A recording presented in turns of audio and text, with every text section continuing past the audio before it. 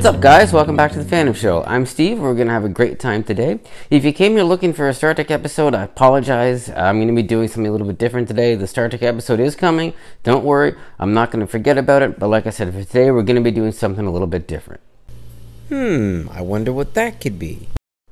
So, we're actually jumping into a fandom that I haven't featured on the show yet, and that is video games. I'm a huge fan of video games, in particular retro video games. As you can see, I've got the set decked out with some really cool video game stuff, and if you do follow us on Facebook, and you should follow us on Facebook, you know that I've been posting some retro video game reviews there recently. I've been having a lot of fun with those, so I thought, what the heck, let's do a video game based episode. So, today's topic is my theory that Super Mario Bros. 3 for the NES was actually the true Super Mario Bros. 2.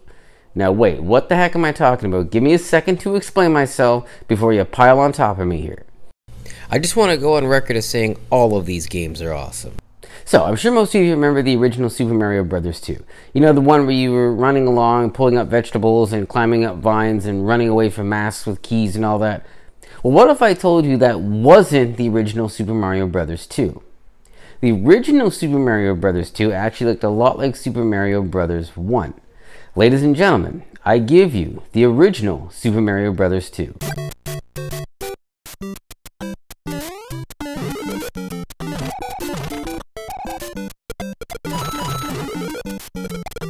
Okay, so you might be thinking, hey, what in the heck was that? I don't remember playing that game when I was a kid.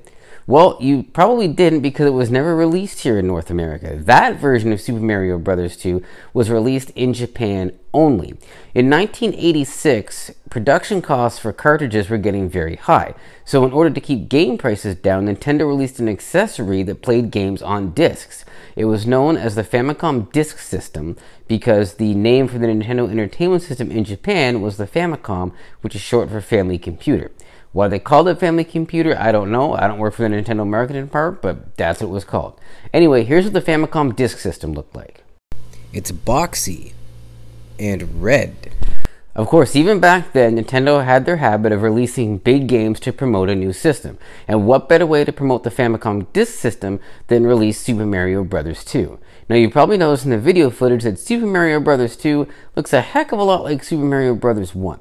Well, the reason for that is they had a very tight time frame to get the game done. So they didn't have the opportunity to create a full new Mario game. They took what they already had, kind of tweaked it a little bit, and hey, Super Mario Bros. 2. Even the cover art seems kind of rushed and unimpressive. So you might be wondering, how did we get from that Super Mario Bros. 2 to this Super Mario Bros. 2?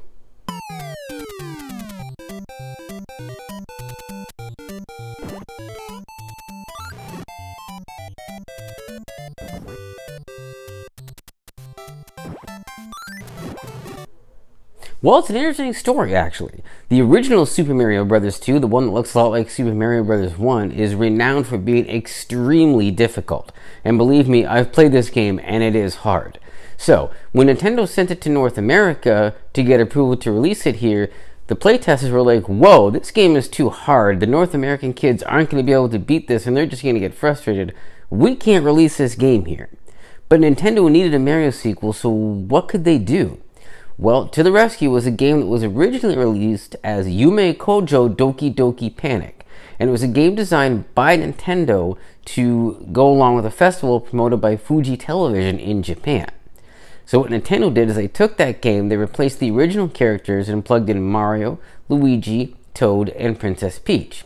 In doing so in 1988, we got the Super Mario Bros. 2 that looks like this.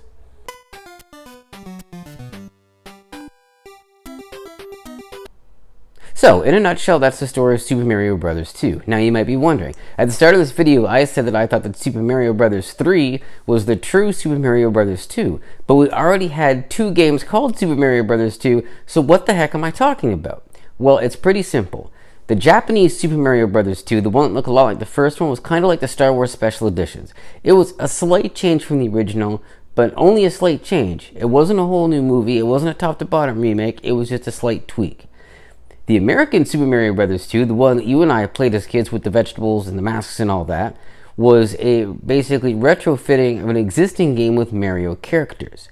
And that means that Super Mario Bros. 3 was the first game to be a top-to-bottom reimagining of the Super Mario Adventure. It was designed from the very beginning to be a Mario game. It didn't just take existing assets. It wasn't a retrofit. It was an entirely new Mario adventure.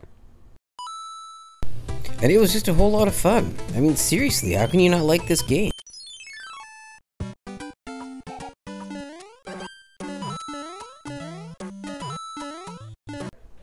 To me, Super Mario Bros. 3 was a natural evolution of the original game, and that game still set a ton of standards that we see in 2D Mario games to this day.